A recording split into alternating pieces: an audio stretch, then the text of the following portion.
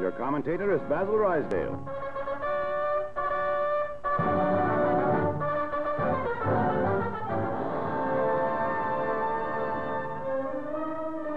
China fights on as Nippon continues its unending terror from the skies.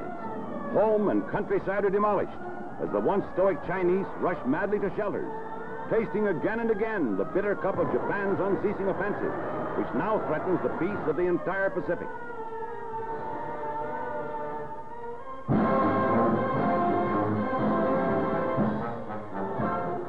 No privacy in war. Tobruk in northern Africa tenaciously withstands repeated Axis attack. This lone British garrison in Libya remains a prospective rallying point for new campaigns to regain lost terrain.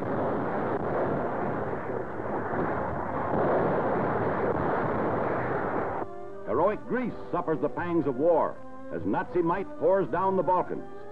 A stunned people sorrowfully stand by as the invader destroys their homeland. Supporting British Empire troops are forced to abandon a valiant defense effort.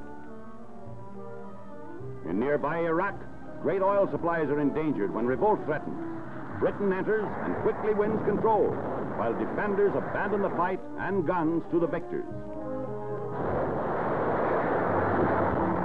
Syria, age-old path to Suez and to India, is forced to surrender to Australians and Free French as a further check to German ambitions to seize great stores of valued oil.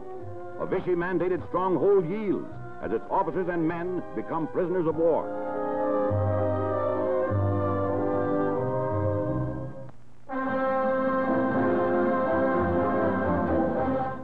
Memories of the glory that once was France stir the deepest emotions as soldiers return from prison camps. The once revered battle flags of Empire and Republic pass in grim review before a still proud people whose hearts bow in submission in this, their darkest hour. Hands of the innocent reach out in hungry appeal. Dimmed eyes of the faithful stare in awe. Famished children ration sustenance. This is France under the conqueror's heel.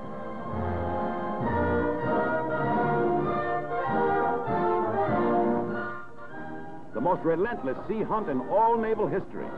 Britain's great battleship Hood has been sunk by the German raider Bismarck. Britain's guns bark revenge. The Bismarck is wounded, cornered, and doomed.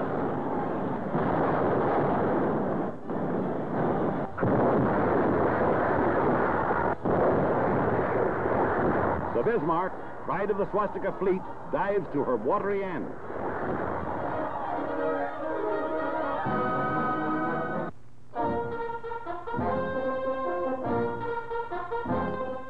Somewhere in the Atlantic, Britain's Prime Minister Winston Churchill meets President Roosevelt. A hand clasp that ushers in one of the most dramatic conferences between the leaders of nations ever recorded. Here, the next day, the Atlantic Charter with its 8 points is formulated. As they part, hopes for a permanent peace rise in the hearts of the two great democracies of the world.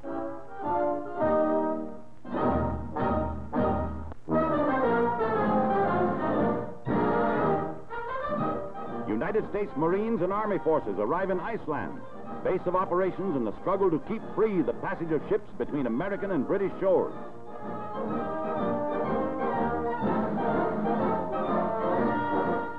Shelters are quickly erected.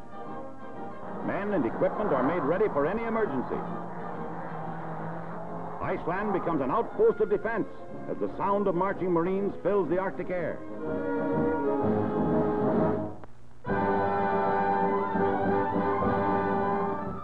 Many American-owned ships have been sunk on the high seas. One American destroyer was attacked on September 4th. Another destroyer was attacked and hit on October 17th.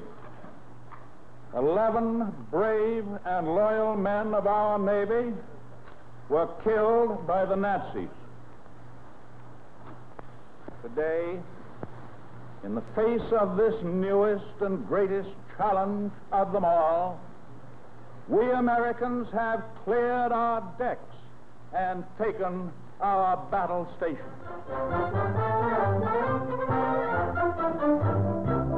A daring daring raid in the Arctic. The subpolar island of Spitzbergen awakens to a surprise landing force of Canadians, free Norwegians, and English swarming ashore. The radio station, source of German weather reports, is dynamited.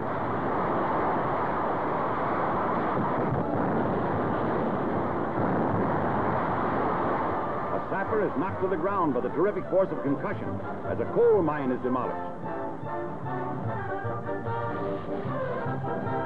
Huge stores of coal and oil are left burning to thwart reported German incursion.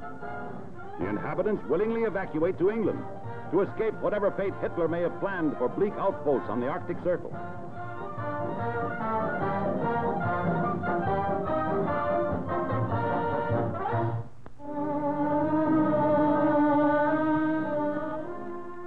$16 million man-days lost by strikes that slacken America's mighty defense effort.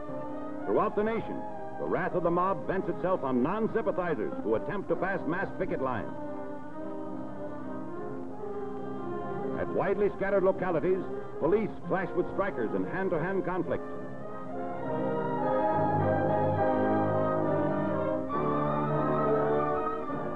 Tear gas bombs burst before the American aviation plant at Inglewood, California, as United States troops arrive to take over the factory and preserve order. They move in to assure uninterrupted production of vitally essential aircraft for America and its friendly nations at war.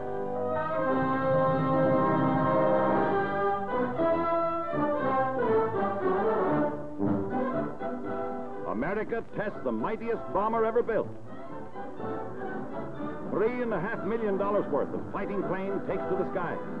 With its 8,000 horsepower and wingspread of 210 feet, the B-19 passes with colors flying, a symbol of air supremacy to come.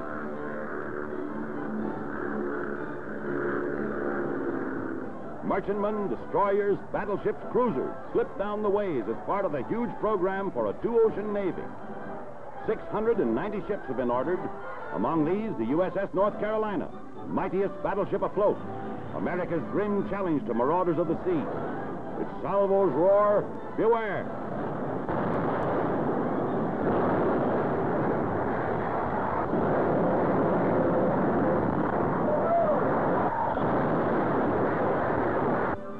At night, its guns blaze in spectacular majesty.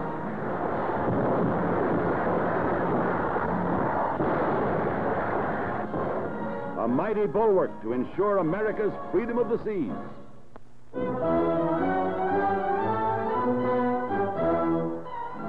The most titanic battle the world has ever known. The mightiest massing of manpower. Millions pitted against millions over lines 1,000 miles in flaming length. Crushing mechanized might. Steel monsters clashing to the thousands in grim metallic thunder. Hitler's timetable upset by Russia's show of strength and courage. Surprise red defense tactics cost billions of men and equipment to the Nazis as delayed progress eastward proves Germany has met a formidable foe.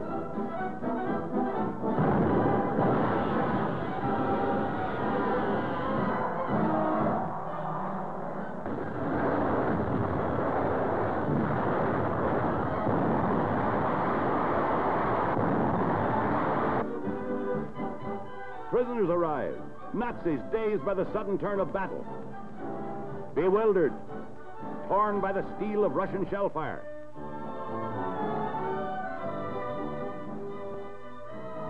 In the Baltic, the Red Fleet goes into action. Soviet ships fire depth bombs and find their fatal mark.